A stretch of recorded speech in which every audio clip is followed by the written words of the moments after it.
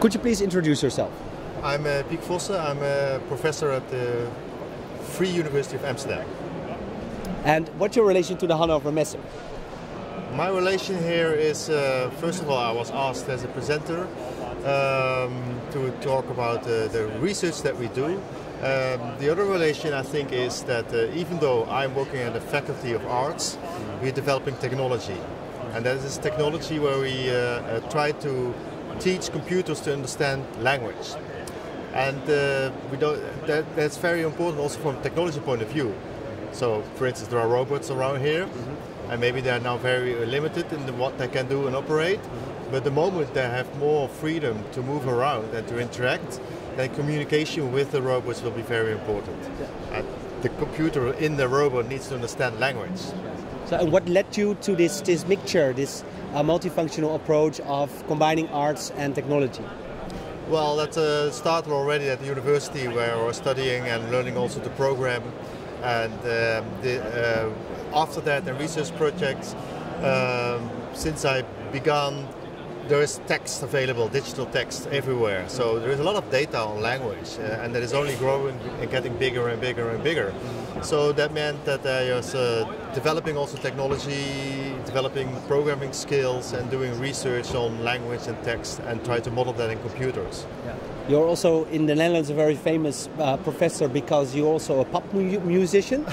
No, I'm not a famous pop musician. No, I did this. But it makes you quite special as a beta professor. Oh yeah, really? Okay, I think there are a lot of. Well, I think if I have to combine technical sciences with humanity sciences. So you need to have something from both worlds.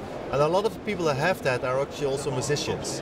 So there is a kind of a brain architecture thing there, it seems. What could be, from an international standpoint of view, interesting for you in the Netherlands? Who would you like to come in contact with?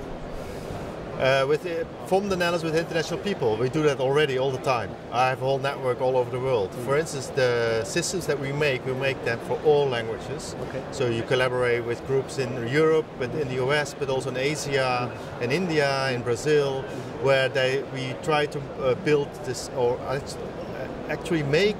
If you make a model for a computer to interpret language, you want the model to be interoperable across all the languages, because the computers need to understand Chinese people and Dutch people in the same way. Yeah. So the collaboration is already there, so I don't need more collaboration, no. Okay. And when you talk about languages, of course you mean program languages, right?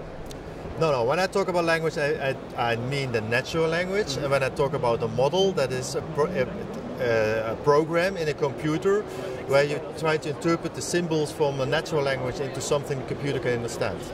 I mean, it's very impressive, but here at Hannover Messe, the Dutch said at the beginning of the week, we don't have really the feeling that people know the Netherlands for their high-tech from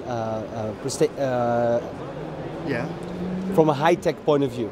Do you agree, or do you think that the Netherlands is already very famous for its high-tech performance? I mean, water technology is high-tech as well.